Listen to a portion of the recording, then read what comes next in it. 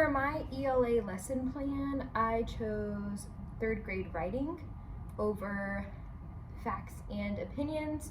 It's an activity we're going to do, and writing a persuasive letter. I thought this activity would be a great way for the kids to communicate with one another and get to express themselves and practice persuasive writing. The standard is the student will write opinion pieces on topics or texts supporting a point of view with reasons.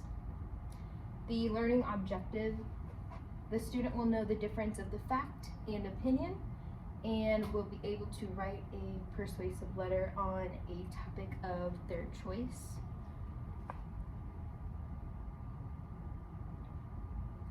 The first instructional method, at the beginning of class, we will have a discussion on facts and opinions and persuasive writing examples. This will take about 5 minutes. I tried to condense this into 1 hour. I would ask the students to raise a quiet hand and tell me what they think an opinion is and what they think a fact is. We would then have a whole group discussion over fact and opinion. I would ask to do the same for what they think it means to persuade someone. What does persuasive means? And we would have a whole group discussion about that. I would also give an example, and to kind of set up the class for that, I would say, winter is my favorite season. Is that a fact or is that an opinion?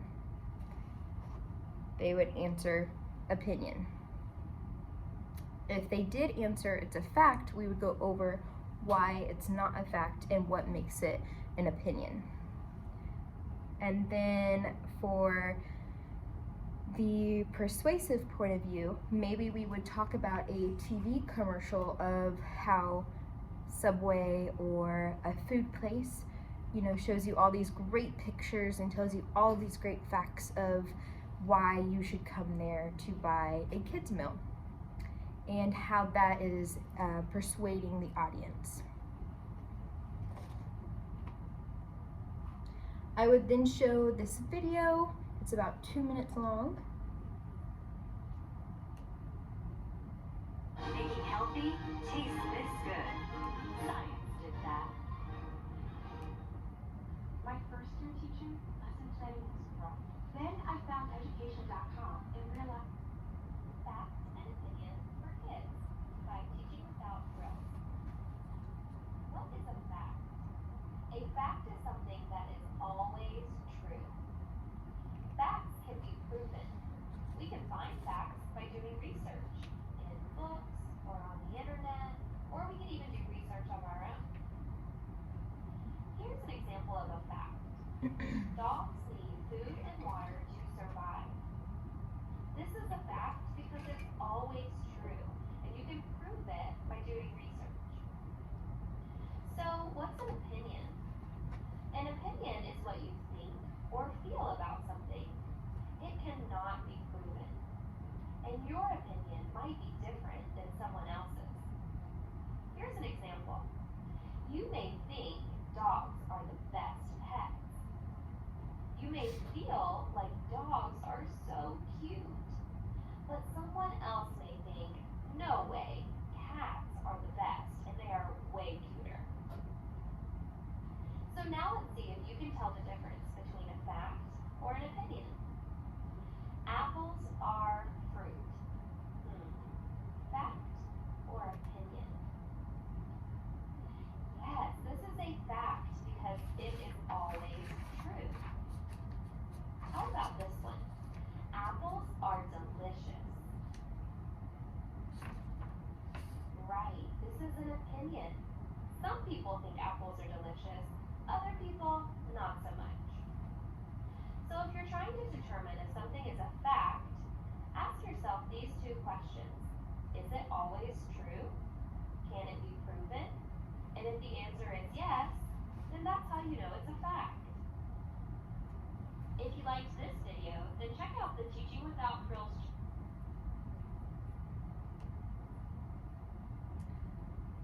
Alrighty, and then we would review, what are some facts you heard in that video, what are some opinions you heard in that video, and who can tell me the difference. Instructional method step 3. I would then distribute flashcards. I would then distribute about 10 flashcards already prepped with a fact or opinion on one side, and then on the back side there's going to be an answer, and we're going to get in our shoulder partners and we will quiz each other over fact and opinion.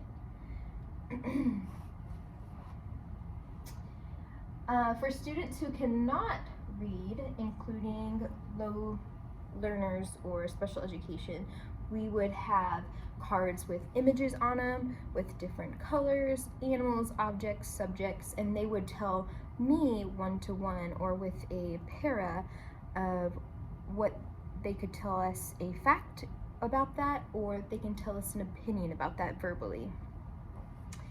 For the students who are gifted or high flyers and they finish their stack of flashcards, they would then do a extra worksheet that they could do while the other ones are still going through the flashcards.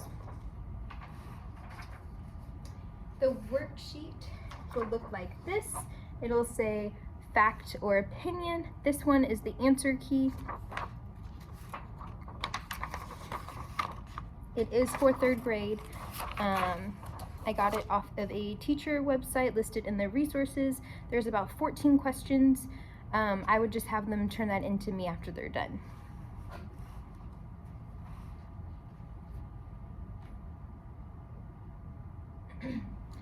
Alrighty, so step number 4, we would review what persuasive is, and I would then distribute the worksheet. So we are going to do a writing a persuasive letter activity. On this, we are going to choose an audience that we want to persuade and the purpose. What are you trying to get your audience to do, buy, whatever it may be? I want you to brainstorm your reasons here after you choose a topic. And then over here, you're going to organize your reasons and list them if they're important and most important. I really like this template because we can incorporate the opinion aspect to it. So for example, when they organize their reasonings, they can have an opinion that they like something and why they're trying to persuade their audience. So for example, it says, I want to persuade my mom and dad to go camping in Colorado. The audience is mom and dad. The purpose, to go camping in Colorado. In the brainstorm section, we would write lots of good fishing, mountains for hiking, biking, national parks, pretty scenery, good campgrounds, and they can drive there. And then over here, we might have some opinions show up. There's lots of fishing, very good campgrounds, national parks, pretty scenery. Maybe they really like the mountains and they think it's the best thing ever.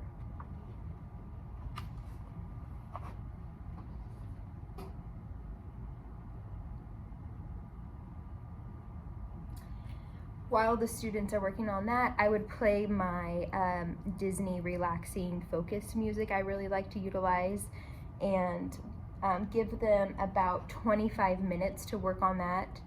And for those who need one-to-one instruction, we would work with them with a para-educator, and for the gifted students who finish early, we will have them flip their page over and practice writing facts and opinions and examples related to their purpose from their template.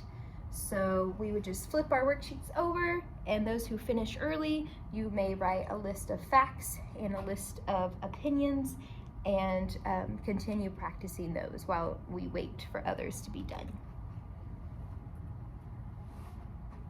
Step number 6. After the 25 minutes is done, the class will then share their choice of audience and share their purpose.